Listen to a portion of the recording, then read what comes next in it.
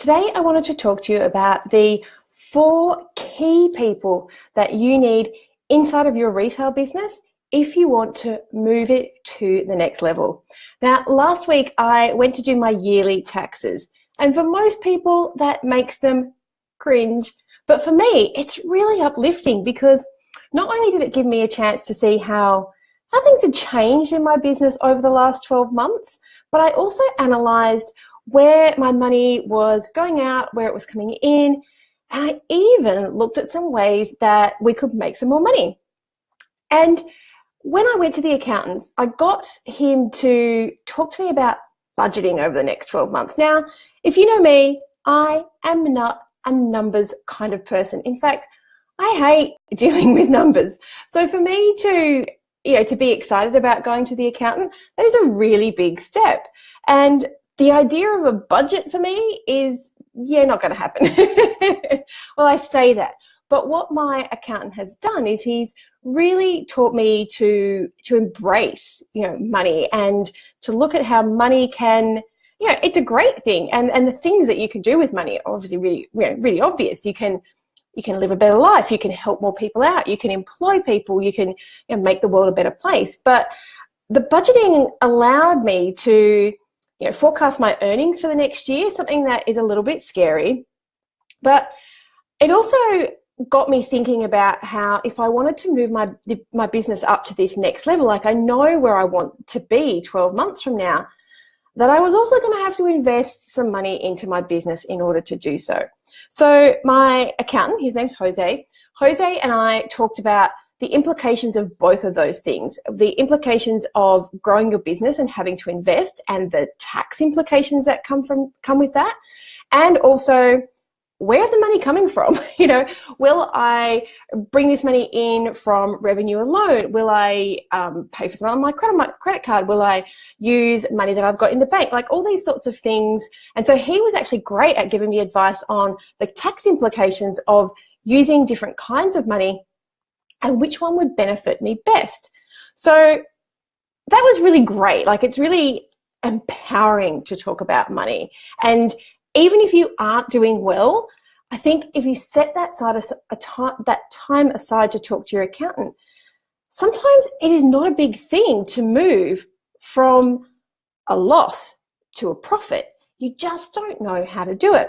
So Jose and I talked about tax implications, but we also talked about setting money aside for taxes. Now, this is really important because here in Australia, we have this thing called provisional tax, whereby you have to pay your tax in a great big lump sum every single quarter. Thanks very much, tax office.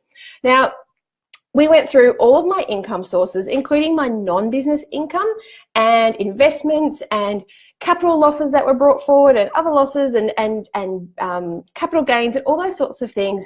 And he actually gave me an approximation of how much money I should be putting aside for tax. Now, that is important because I see so many retailers who they think that they've finally stopped treading water. They think they've finally got some money in the bank and bang, tax bill. Bang, GST bill here in Australia. So knowing how much of that you need to forecast, and it's not always the amount you think. Sometimes it might be less, especially if you haven't earned a profit in the year before. If you've got losses being carried forward. Now, of course, this is not financial advice. This is just from my experience. If you've got losses that you've brought forward from capital investments or from the capital investment that you've put into your business, well, that's going to offset the tax that you have to pay. So maybe the tax that you think you're going to have to pay isn't going to be as bad as you thought it was going to be. So empowering yourself with this knowledge of money is really important so that you don't get caught off guard. You don't get stuck. That's my dog over there. You don't get stuck when the bills come in because you've already got that money put aside, and sometimes you'll even have a little bit extra. So whether you're turning a profit or even if you're in debt, accepting where you're at, taking control and moving away from just hoping that there's going to be some money left at the end of the month, that is empowerment. That is good business practices, and it is the easiest way to move your business to the next level. So the accountant is the first key person that you need in your business. And you are going to have to pay some money to bring these people on board. But what that accountant can do for you, he or she will pay for themselves time and time again. Okay, so we've got the accountant. He's the big picture guy or girl, and they provide information based on they provide advice based on the information that you give them. So they help you with strategy, but they can only work with the information that you provide. So if you are leaving out these key numbers in your business, if you don't understand what a capital loss is, if you don't understand what capital gains are, and having to pay tax on inventory, at closing stock, and the cost of goods, and all these kinds of things, then you may be missing out on a lot of money. You may be maybe you're turning a profit and you don't even know it, or maybe you're turning you're in a loss and you don't know it. So the accountant can only work with the information that you give to them. And this is where a good bookkeeper comes into their own. Now, bookkeepers, in the grand scheme of things, aren't particularly expensive, and they are worth their weight in gold. Now, most retailers I know, they shun the idea of a bookkeeper. They think it's a luxury. But if there is no one else in your business that you get, I'm so passionate about this, the bookkeeper is the person you have to get. Okay, they are the person who knows what needs to go into your accounts. They know how to set up your accounting system so that you can get the right reports out.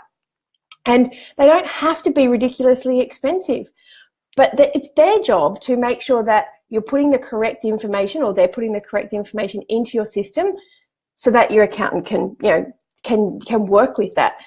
And often, like I said, a bookkeeper is the difference between a profit and a loss. And don't forget, their expenses are tax deductible. So my second most important person is a bookkeeper. Now, my number 3 person to take your business to the next level is, you are not going to expect what I'm going to say.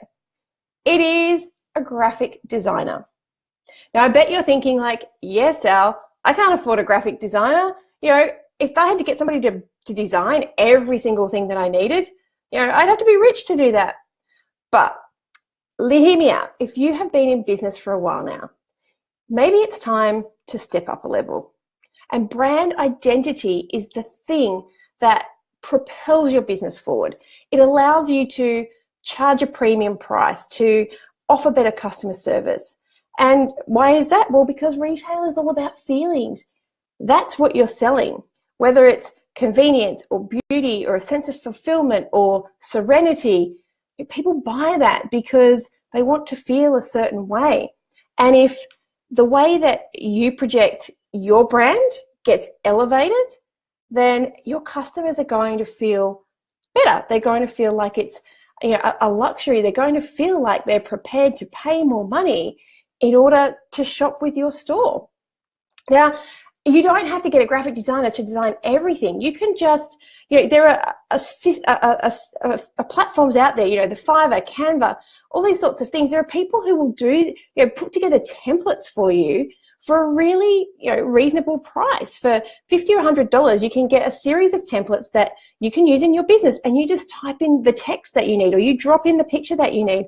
So, obviously you need to know where your brand is at, and what your brand identity is first. But if you've been in business a while, I kind of encourage you to step up a level and get that cohesive nature going right through your brand. So my number 3 key person to take your business to the next level is a graphic designer. And the last, but definitely by all means not least, most important person that you need to move your business to the next level is a retail mentor. Now, my friend Denise Duffield Thomas says, don't take advice from people who haven't achieved what you want to achieve. And I don't know why it is, but we seek out advice from our mums and our dads and our aunties and our uncles and the guy at the local fish and chip shop and even your best friend, only to feel really deflated when they either, serve you up platitudes like, oh, you're doing a great job, it'll all work out in the end. Or they just kind of, if they're the opposite, they'll kind of say, well, you kind of knew what you were getting into, but, hashtag, yeah, thanks, that didn't help me. If you are seeking out advice from people who aren't kicking those goals that you want to achieve, then you are doing yourself and your retail business a disservice.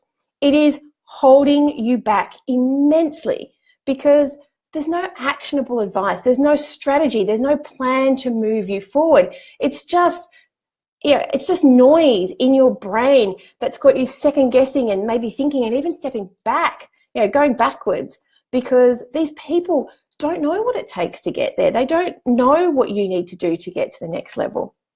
So where you're at in your retail business journey will always dictate the key people that you need to surround yourself with in order to go to the next level. Obviously, the higher your goals, the more strategic you need to be about those people. But I can tell you this, no business becomes successful with just one person. It doesn't. It just can't. You cannot do everything. And it is your job as the owner to plot the path that you want to take and to navigate your way there. And to do this, you are going to need people. So surround yourself with those people. Start with those 4 key people that I mentioned: your accountant, your bookkeeper, your graphic designer, and a retail mentor, in order to take you to the next level. Stop getting really bad advice from people who don't know what we're talking about. Let's just go right back to the accountant. You don't go and get financial advice from the local fish and chip shop guy, do you? No, you get financial advice from the people who do this for a living. So go out and surround yourself with those people, and you will be in the first steps to taking your business to the next level. Bye.